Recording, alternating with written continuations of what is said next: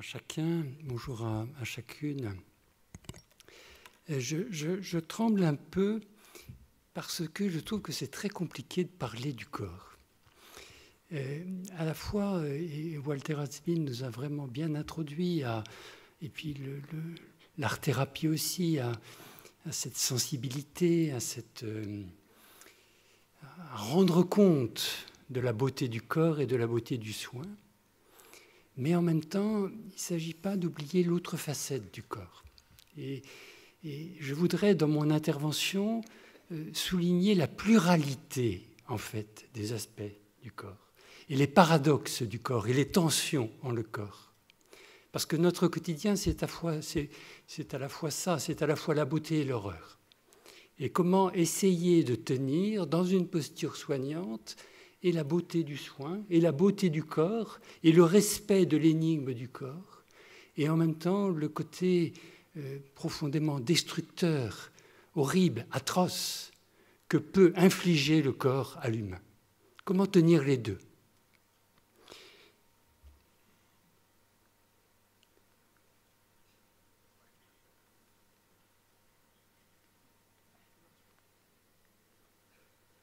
Au secours. Merci. Alors, qu'est-ce que le corps ? Sachant que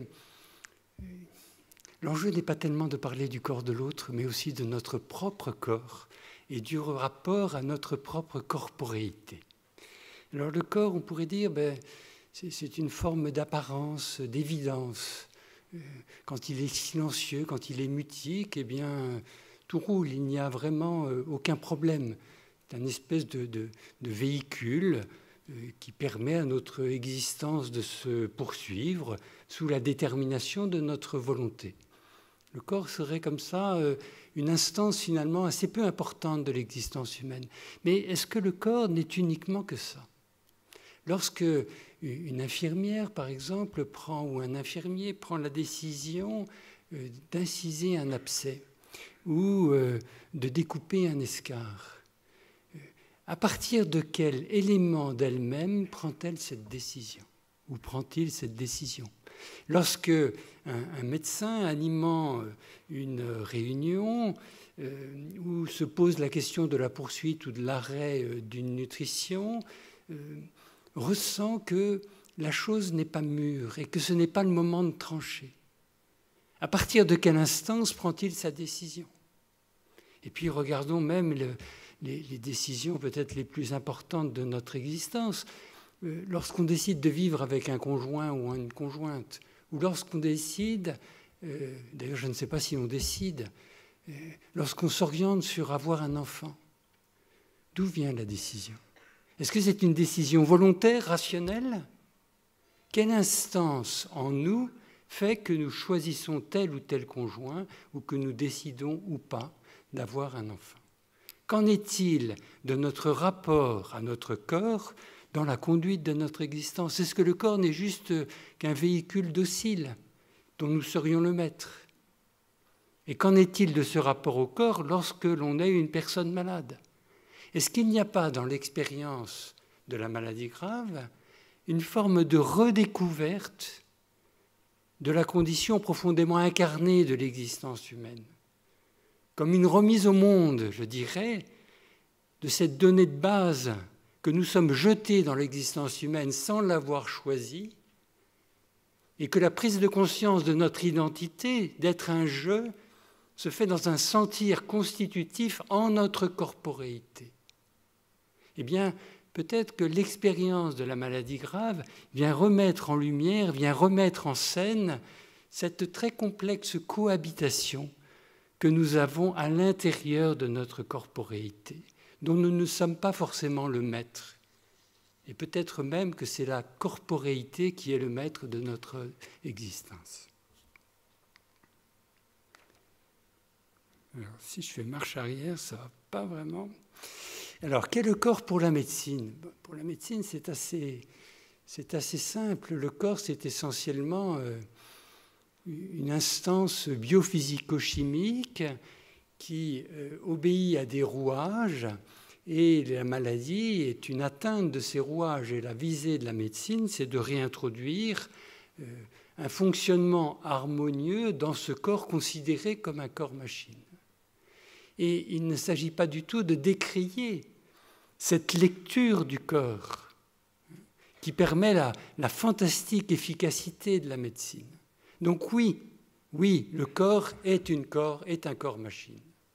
Et la médecine utilise ce prisme pour fonder son savoir et pour développer son efficacité. Mais le corps n'est pas qu'un corps-machine. Et c'est là où je pense qu'il faut tenir cette dimension paradoxale du corps. La médecine est un peu, si on pourrait dire, à la fois borgne et manchot. Elle voit très bien le corps, mais elle ne le voit que par un seul œil, que par une seule lunette, qui est celui de son prisme biomédical. Et puis elle est manchot.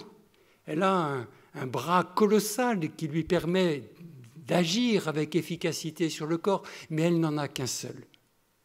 Et on l'a bien vu d'ailleurs à travers cette intervention de la musicothérapeute, combien d'autres approches permettent de développer un soin qui ne se limite pas au soin biomédical.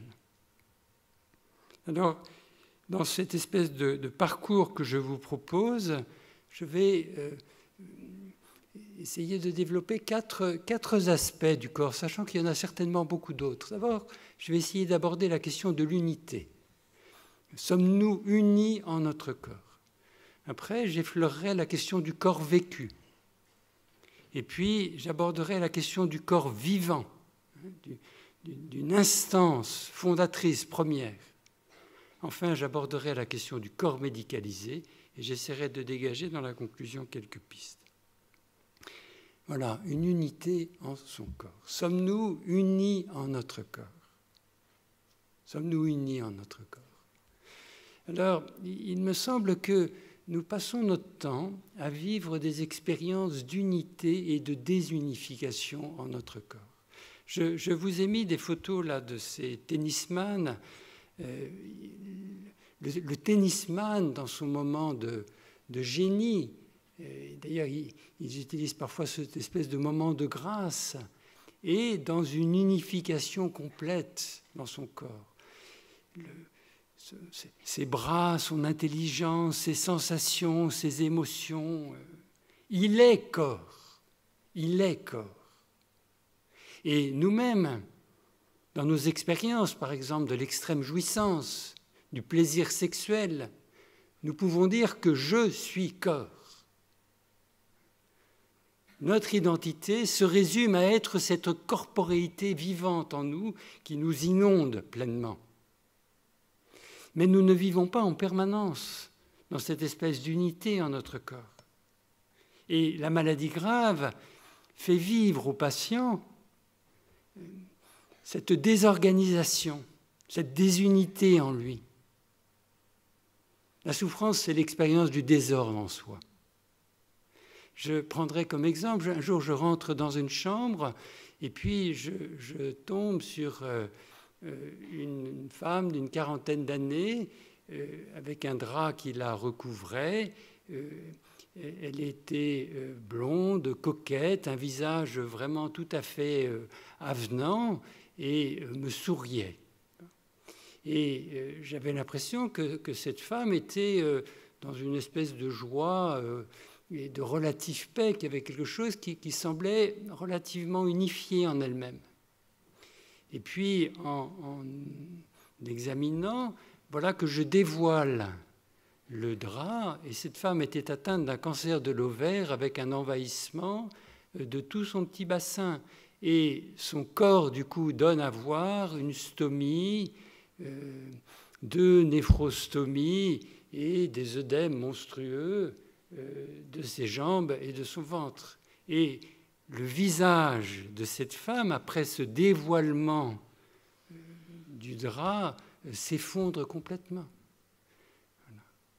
Expérience de la désorganisation du corps. Expérience de ne pas pouvoir se poser en soi parce que le soi est totalement éclaté. Les patients dont nous prenons soin vivent cette expérience de l'impossibilité de demeurer de manière relativement unifiée en eux. Alors, l'existence humaine, elle est traversée en permanence par ces mouvements où nous sommes parfois totalement unifiés, parfois totalement désunifiés en nous.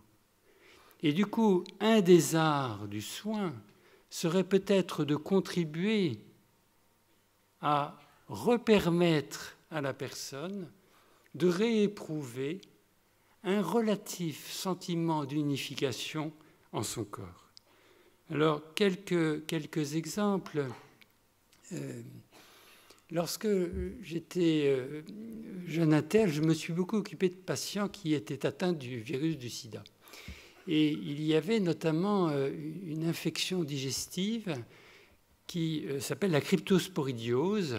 C'est un parasite qui occasionnait des diarrhées, mais pas 2 ou 3 diarrhées, c'était 20, 30, 40 parfois diarrhées par jour. Et l'on voyait ces jeunes hommes ou ces jeunes femmes entrer dans une cachexie extrême et puis perdre complètement l'impression d'une unité en leur corps, avec ces diarrhées incessantes. Eh bien, il me semble que les mains des aides-soignantes, dans ce travail répété, par leur toucher, Walter Hasbin y a fait allusion, repermettaient de remettre une certaine unité en ce corps qui passait son temps à échapper. L'intervention de la musicothérapeute, je m'excuse, j'ai oublié votre prénom, Cécile, voilà, excusez-moi. L'intervention de Cécile le souligne aussi très bien. Comment, par la musique, il y a une possibilité de reconvoquer un certain noyau d'unification au creux de la personne qui lui fait rééprouver, malgré le désordre de son corps, quelque chose d'une forme d'unification. Cela a été très bien travaillé, notamment par votre collègue Claire Aupert dans ses livres-là. Comment la musique, par la disharmonie, nous permet de rééprouver une possible harmonie dans le désordre de notre corps. C'est la magie du jazz. Voilà. Première piste, les mains. Et sans flagornerie, je voudrais vraiment rendre hommage aux mains des aides-soignantes et aux mains des aides-soignants qui refaçonnent en permanence la corporéité, la sensation de corporéité des personnes malades. Deuxième piste, c'est la question du corps vécu. En introduction, je vous disais, est-ce que le corps n'est qu'un objet, qu'un ustensile à notre service ? Eh bien, vous avez tout un courant de la philosophie qu'on appelle la phénoménologie qui donne une autre lecture du corps. Comme si par notre corporéité, nous faisions exister un monde. Lorsque vous regardez la scène, le monde que votre corps fait apparaître n'a absolument rien à voir avec le monde que je fais apparaître à travers ma propre corporéité. Il y a une forme d'illusion que nous vivons dans le même monde. Certes, il y a des fauteuils, il y a des chaises, il y a des lumières.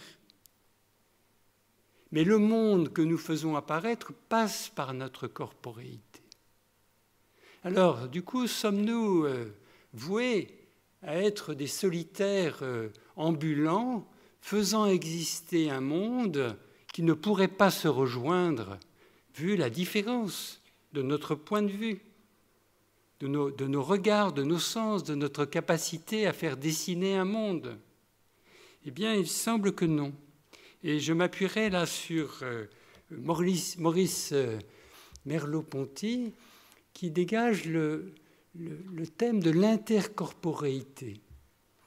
C'est-à-dire que, à travers notre corporéité, nous avons une certaine possibilité d'entrer en résonance avec le corps de l'autre, parce que nous sommes issus de la même chair.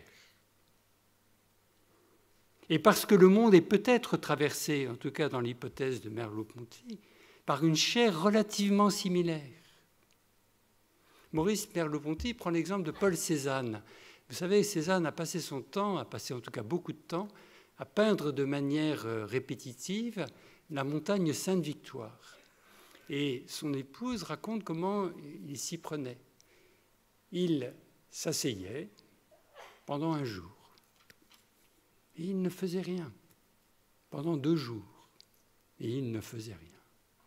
Et puis, un moment, il disait « ça y est », comme s'il avait perçu quelque chose de la montagne Sainte-Victoire qui résonnait en lui.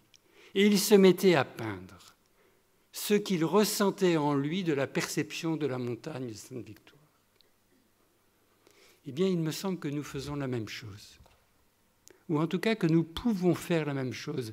Et j'oserais peut-être une analogie avec ce que Walter Esbin évoquait à travers le terme de la sensibilité. Voilà. Lorsque nous entrons dans une chambre et que nous ne sommes pas prédéterminés par l'idée de vouloir faire quelque chose, lorsque notre sensorialité est ouverte, lorsque nous regardons la personne malade, lorsque nous sentons, lorsque nous nous laissons imprégner par la chambre, il y a une possibilité de ressentir ce que vit la personne malade. Ça prend 2 secondes, 3 secondes. Il nous faut juste développer cette passivité intérieure, cette possibilité de créer une forme de résonance avec l'autre. Et c'est à partir de cette résonance que nous allons pouvoir apprécier, en hypothèse, si le patient est douloureux, s'il est anxieux, s'il est triste, s'il est contrarié. Il y aurait dans cette hypothèse d'intercorporéité une capacité des humains de percevoir quelque chose de similaire à travers leur propre corporéité. Nous ne pouvons pas dire que nous savons ce que vit l'autre. Nous pouvons juste dire « il me semble que », fort de ma propre expérience de l'anxiété, de la douleur, de la tristesse. 2e piste. Ah, mon Dieu. Alors, 3e champ. Le corps vivant. Le corps vivant. Je relis ce que Catherine Urzin nous envoyait. Pourquoi on laisse détruire un corps jusqu'au bout? Pourquoi elle doit vivre cela? Pourquoi nous, on doit vivre cela? Pourquoi elle ne part pas? Notre société est assez sensibilisée à la question de l'euthanasie, mais il y a plein d'autres questions qui émergent. Faut-il respecter l'agonie? Au nom de quoi faudrait-il respecter l'agonie? Eh bien, je soumettrai à votre audition la question du corps vivant.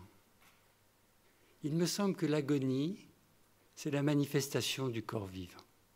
L'idée du corps vivant, c'est que, et je m'inspire là de philosophes notamment comme Nietzsche,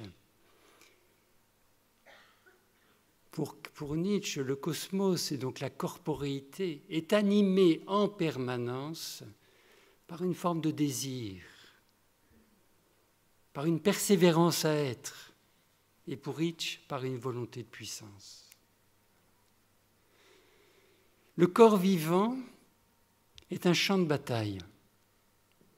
Bataille du cancer vivant contre le corps sain. Bataille du cellule de notre organisme contre des bactéries ou contre des virus. C'est un champ de lutte.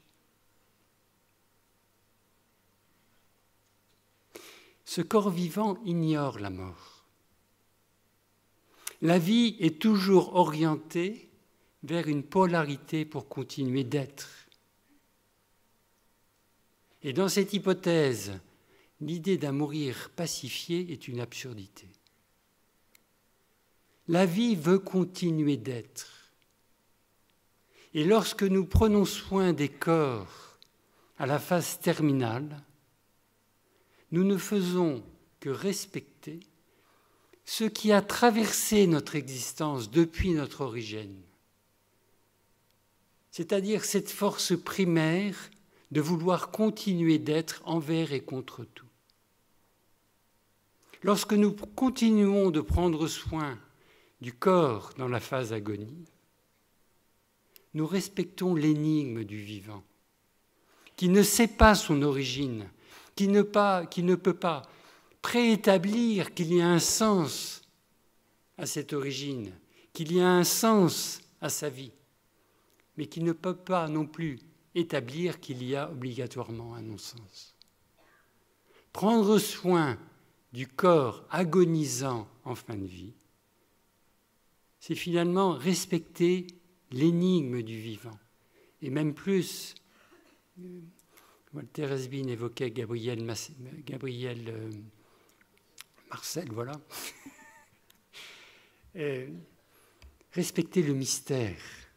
L'énigme, c'est une donnée qui est extérieure. Le mystère, c'est le mystère de notre corporéité en nous. En prenant soin du patient agonique, finalement, nous actons que l'existence humaine est traversée par un donné de base qui lui échappe totalement et sur lequel il refuse d'intervenir, considérant que ce n'est ni du lieu de son savoir, ni du lieu de son pouvoir. Respect du mystère de l'existence humaine sans prétendre que cette existence humaine a un sens, mais volonté, de manière collective, de soutenir le questionnement humain et la solidarité humaine autour de cette énigme qu'est l'existence humaine. Je vais conclure.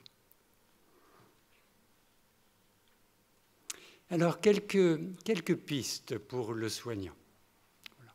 Comment essayer de prêter attention à ces différentes facettes du corps, sans tomber dans une esthétisation extrême, mais sans tomber non plus dans une focalisation sur la destruction et sur le morbide. Comment tenir le paradoxe du corps? Eh bien, d'abord, peut-être reconnaître le corps comme étant une donnée première. C'est à partir de cette expérience de notre incarnation que nous entrons dans le sentiment d'être un je. Mais que le corps et que le lien que nous avons avec notre corps est un lien pluriel, paradoxal, et que la scène de la maladie grave le met vraiment en lumière. Deuxième élément, prêter attention à notre propre corporéité. C'est à partir de notre propre corporéité que nous pourrons peut-être percevoir ce qu'il en est du vécu de l'autre en sa corporéité. Troisièmement, mettre en mots, de manière collective, en utilisant 3 types de langage. Certes, le langage de l'explication, le langage biomédical, qui est une grille de lecture tout à fait pertinente, mais aussi le langage de l'interprétation, et c'est certainement une des richesses de la clinique en soins palliatifs que d'avoir ouvert à la possibilité de l'interprétation.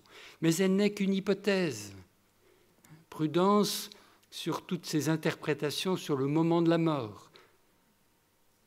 Et puis, dernier élément du langage qui me semble majeur, et là encore il faut, moi en tant que médecin, rendre hommage aux infirmiers et aux infirmières. Simplement la description. Quand j'étais jeune interne, je voyais les infirmières qui passaient des heures à décrire les pansements. Là, c'est comme ça, là, c'est un peu rouge, là, c'est un peu... Bon. Et je n'y voyais absolument aucun intérêt. Et maintenant, je comprends l'importance de cette description. Nommer le corps, juste nommer, sans chercher à l'expliquer, sans chercher à l'interpréter. Juste trouver le mot pour rendre compte de ce qu'est le corps.